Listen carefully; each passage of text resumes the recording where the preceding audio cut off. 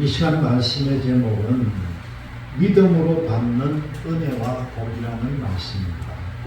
우리는 이 믿음으로 은혜도 받고 복도 받는다는 거죠. 오늘 본문의 말씀이 갈라디아서 3장 8절에서부터 14절까지 말씀입니다. 여러분, 하나님은요, 믿음의 사람들을 부르신다는 겁니다. 하나님은 믿음의 사람들을 부르고 계십니다. 이 믿음을 선물로 주시고 믿음의 생활을 하는 사람들에게 온갖 복을 다 주신다는 거죠. 믿음의 조상 아브라함이 받았던 복을 우리에게도 다 주신다는 걸 믿으시기를 바랍니다. 믿음으로 의롭게 하시고 우리에게 성령의 약속을 허락해 주셨다는 거죠. 믿음은 하나님의 복을 받는 최고의 수단이라는 것을 우리에게 말씀해 줍니다. 오늘의 말씀의 논지를 보니까 하나님께서는 믿음으로 받은 은혜와 복을 우리에게 허락하신다는 내용이 나옵니다. 첫 번째 보니까요, 믿음의 사람에게 복을 주시는 하나님이라는 겁니다. 8절 말씀을 보니까 그 후반절에 아브라함에게 복음을 전하되 모든 이방인이 너로 말미암아 복을 받으리라, 그렇게 하나님께서는 아브라함에게 벌써 약속을 했다는 겁니다. 믿음의 사람들에게는 똑같은 복을 주겠다는 거죠. 그 두 번째 보니까 10절 말씀을 통해서 율법 아래 저주를 말씀하는 내용이 나옵니다. 10절 말씀에 보니까 후반절에 보니까 율법책에 기록된 대로 모든 일을 항상 행하지 않은 자는 저주 아래 있는 자라 하였습니다. 이렇게 저주의 말씀을 우리에게 해줍니다. 그 세 번째로 보니까 11절 말씀을 통해서 믿음으로 의의 삶을 살아라 그러면서 마지막 부분에 보니까 의인은 믿음으로 살리라 하였다, 그렇게 말씀하죠. 마지막 보니까요, 예수 안에서 성령을 약속하신 하나님의 말씀이 14절의 말씀인데 그 후반절을 보니까 14절 전체가 뭡니까? 이는 그리스도 예수 안에서 아브라함의 복이 이방인에게 미치게 하고 그 아브라함의 복이 지금 이 시대를 사는 우리에게도 미치게 한다는 말씀이죠.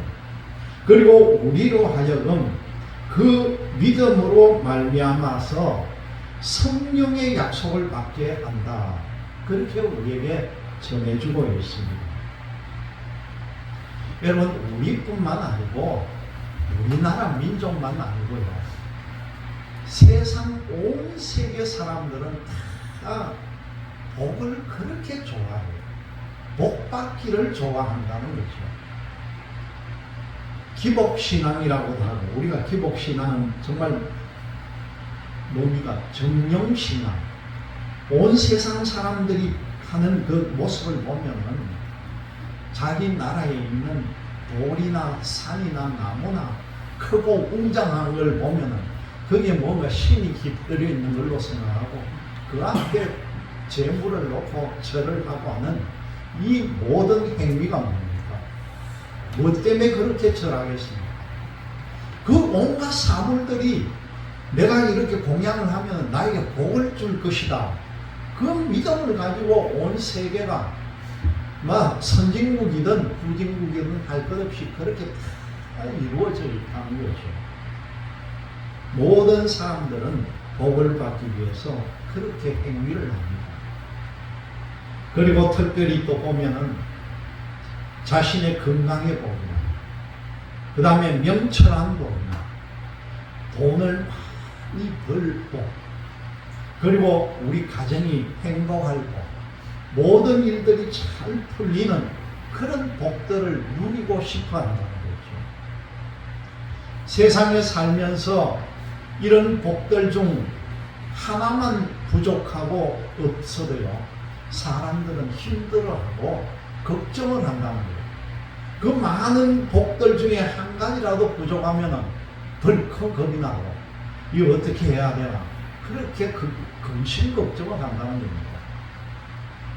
그런데 사람들은 눈에 보이는 복을 좋아하고 추구하지만 정말 중요한 것은 눈에 보이지 않는 복이 얼마나 깊은지를 알아야 한다는 겁니다. 눈에 보이지 않는 복, 여러분 눈에 보이는 복만 받으면 세상을 다 가진 것 같지만은 눈에 안 보이는 복도 그렇게 필요하다는 겁니다. 사람은 눈에 보이는 것만 갖고 살지 않기 때문이라는 거죠. 우리에게 눈에 보이는 것은요, 어떻게 보면은 빙산의 일각밖에 안 될 것입니다. 여러분, 빙산이 어떤 겁니까? 저 북극지방으로 이쪽으로 올라가면은 빙산이 바다에 둥둥둥둥 떠다닙니다. 우리가 영화를 통해 잘 알고 있는 그 유명한 타이타닉호도요, 빙산에 부딪혀가지고 배가 바닷속으로 깔아앉고 여러 수천 명이 죽은 사건입니다. 빙산이 어떤 거냐? 바다 위에 보이는 거는 10분의 1밖에 안 돼요. 집채만한 게 눈에 보이는데 그 바다에 잠겨있는 얼음 덩어리는 어마어마하게 크다는 거예요. 그걸 모르고 저것밖에 안 되겠지 하고 그게 그냥 배를 몰고 가다가는 배가 파산이 된다는 거죠. 우리가 보는 이것은 빙산의 일각밖에 안 된다. 그렇게 우리는 알 수가 있다는 겁니다. 사람이 받는 복 중에 눈에 보이는 것이 모두가 다가 아니고 그 밑에 있는 복이 더 크다는 거죠. 우리가 알지 못하는 복이에요. 눈에 보이지 않는 복이 여러분 어떤 것이라고 생각합니까? 우리에게 눈에 보이지 않는 것은요, 사람들이 가지고 있는 지혜라는 겁니다. 우리 머릿속에 간직한 지혜고, 그리고 우리가 느끼진 못하더라도 사람이 시건방지지 않고 항상 겸손함으로 남에게 인정받는 겸손함, 이게 얼마나 중요한지 모르겠습니다. 그리고 좋은 사람들을 두루두리 많이 사귀고 좋은 사람들과 교제하는 복을 여러분 느껴본 적이 있습니까? 그것도 얼마나 큰 복인지 모른다는 거죠. 사람들 사이에 정의와 평화를 이루어내는 역량, 이런 모든 것도 우리가 복이라고 할 수가 있다는 겁니다. 다만 이런 복을 얻기까지는요, 얼마나 많은 노력과 시간이 필요한지 모릅니다. 그런데 여러분 한 가지 알아야 될 것은 이런 모든 것보다도 더 높고 위대한 복이 있다는 거예요. 그것이 뭐냐고 보니까 하나님으로부터 오는 복이 제일 크다는 걸 여러분들이 깨달아야 합니다. 이 세상의 모든 복을 받는다 할지라도 하나님으로부터 오는 복을 받지 못한다면 세상 모든 것이 헛것이라는 거죠. 하나님이 주시는 복이 최고 우선이고 중요하다는 사실을 이 시간 깨닫기를 바랍니다. 첫 번째 보니까 믿음의 사람에게 주시는 복, 하나님을 말씀하시는데 하나님께서는 어떤 사람에게 복을 주시는가? 하나님이 어떤 사람에게 복을 주시는가 보니까 하나님은요, 모든 인류에게 똑같은 동등한 복을 주기를 원하고 계신다는 겁니다. 그렇지만요, 누구에게나 아무한테나 다 어떤 사람을 막론하고 다 이런 복을 주시지는 않는다는 거예요. 하나님. 그럼 어떤 사람에게 복을 주겠습니까? 하나님은 우리가 쉬는 이 공기, 마시는 공기는 모든 사람에게 다 주어지는 복이라는 것입니다. 이건 우리가 복이라고 느끼지 못해서 그렇지, 여러분 우리 이 공기 중에 산소 하나만 딱 빼버리고 그랬어요. 몇 분 만에 우리는 다 죽고 말 것입니다. 이 공통적인 복, 이것은 하나님과의 관계가 형성되는 복, 하나님의 백성이 되는 복은 하나님의, 지금 우리가 공기라고 하는 하나님이 주시는 일반적인 사람과 똑같이 누리는 복이라는 거죠. 그런데 하나님의 백성이 되는 복은요, 하나님과의 관계가 형성이 되는 복이라는 겁니다. 이 하나님의 백성이 되는 복은 하나님의 특별한 은총이라는 거예요. 하나님은 이 인류에게 이 복을 주기 원하시지만은 그렇다고 해서 온 인류 전체에게 어떤 조건 없이 다 주지는 않는다는 거예요. 하나님은 인류에게 주려는 복을 계획하고 계시고 그 단계를 한 단계 한 단계 만들어 놓으셨다는 거죠. 첫 번째 보니까 하나님은 먼저요, 하나님을 믿는 믿음의 사람들에게 복을 주신다는 겁니다. 온 세상 안 믿는 사람에게 주는 복은 없다는 거예요. 하나님을 믿는 사람에게 복을 준다는 거죠. 그리고 그 다음에는 그 믿음의 사람을 통해서 또 믿지 않는 다른 사람에게 복을 넘겨준다는 겁니다. 하나님은 먼저 아브라함에게 믿음을 복을 주셨습니다. 그리고 이 아브라함을 통해서 모든 세계 이방인들에게 복을 주셨다는 거죠.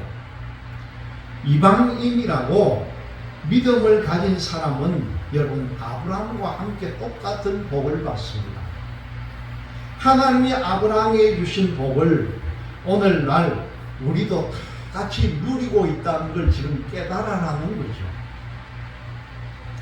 아브라함이 가졌던 믿음을 우리도 가져야 한다는 사실입니다. 하나님은 우리를 통해서 이웃과 다른 사람들에게도 이 믿음의 복이 전달되기를 원하고 계신다는 거죠. 하나님은 믿음의 복을 단계적으로 확장을 해 가시고 믿음의 복을 받은 사람을 활용을 하고 계시다는 겁니다. 믿음의 복을 받은 사람은요, 믿음의 복을 나누는 역할도 해야 되고 그 복을 이루는 통로 역할도 해야 된다는 걸 꼭 깨닫기를 바랍니다. 두 번째로 보니까 율법 아래 저주를 말씀하시는 하나님에 대한 말씀입니다. 하나님께서는 우리에게 믿음을 선물로 주시고 믿음으로 행하기를 원하고 계신다는 겁니다. 하나님이 먼저 아브라함에게 믿음을 주셨지만은 이후에 그 아브라함의 자손들에게 뭘 주었습니까? 말씀을 통해 보면 율법도 같이 주었다는 거예요. 율법을. 애굽에서 종살이하던 사람들이 그 애굽 땅에서 나와가지고 가나안 땅으로 들어가기 전에 그 40여 년의 광야를 거칠 때에 하나님께서는 모세를 통해서 그 백성들에게 율법을 주었다는 겁니다. 법을 주었다는 거죠.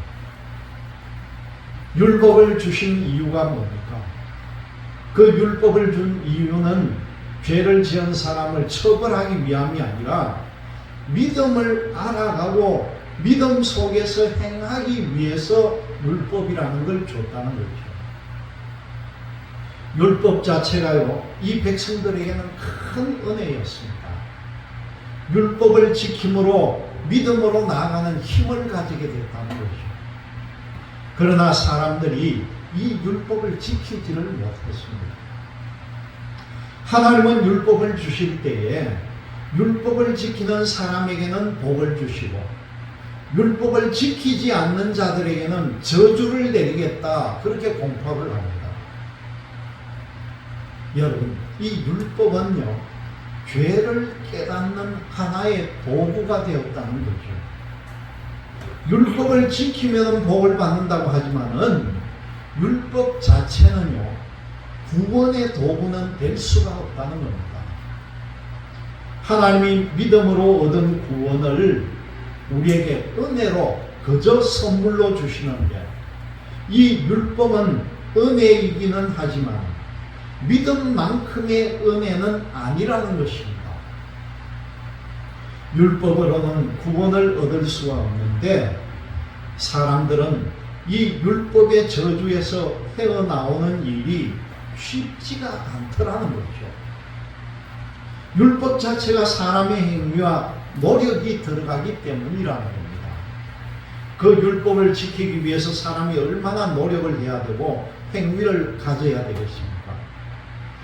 여러분, 사실 사람의 행위로 하나님 앞에 우리가 의로워질 수는 없습니다. 사람은요, 하나님이 주시는 은혜로만 의로워진다는 걸 믿으시기를 바랍니다. 하나님의 은혜가 아니면은 우리는 의로워질 수가 없다는 겁니다. 하나님은 율법의 저주에서 빠져나올 수 없는 사람을요, 믿음으로 구원을 하셨다는 것입니다. 세 번째 보니까 믿음으로 의의 삶을 인도하신 하나님에 대한 말씀인데, 사도 바울은 하나님 앞에서 율법으로는 의롭게 되지 못함을 분명하게 선언을 합니다. 이 사도 바울이 어떤 사람입니까? 율법으로 말하자면은 그 유명하다 보는 가말리엘이라고 하는 사람의 밑에서 공부를 했던 사람이 바울입니다. 이 바울이 예수님을 만나고 바울이 은혜를 체험하고 경험하다 보니까요, 자기가 옛날에 가지고 있던 과거의 열정, 모든 것들, 그 율법이, 자기가 배웠던 율법이 의로움이 되는데 방법이 되지 못한다는 걸 철저하게 깨달았다는 거예요. 아무 소용이 없다는 걸 깨달았다는 거죠. 하나님은 율법이 있던 시대에도 뭐라고 했습니다. 의인은 믿음으로 말미암아 살 것이다. 그렇게 말씀합니다. 의인은 믿음으로 말미암아 살 것이다. 의로운 사람은 믿음을 가진 사람이고요, 믿음으로 행하는 사람이라고 합니다. 여러분, 세상에 의로운 것이 없다 할지라도, 잘 들어보세요. 이 세상에 의로운 것이 없다 할지라도 여러분들은 한탄하거나 원망하지 말고 내 본인만이라도 믿음으로 살아야 한다는 걸 굳게 명심하시기를 바랍니다. 하나님이 세상을 원망하는 이 하박국 선지자를 향해서 의인은 믿음으로 말미암아 살 것이다, 그렇게 말씀을 줍니다. 세상 사람들이 어떻게 하든지 간에 나는 일단 내 믿음을 지켜야 되겠다, 이 마음을 꼭 가지시기를 바랍니다. 내 자신이 믿음을 지키지 못하면서 남 탓하는 것은 절대 옳지 않습니다. 자기 책임을 회피하는 일이기 때문이죠. 율법과 믿음의 관계는 어떻습니까?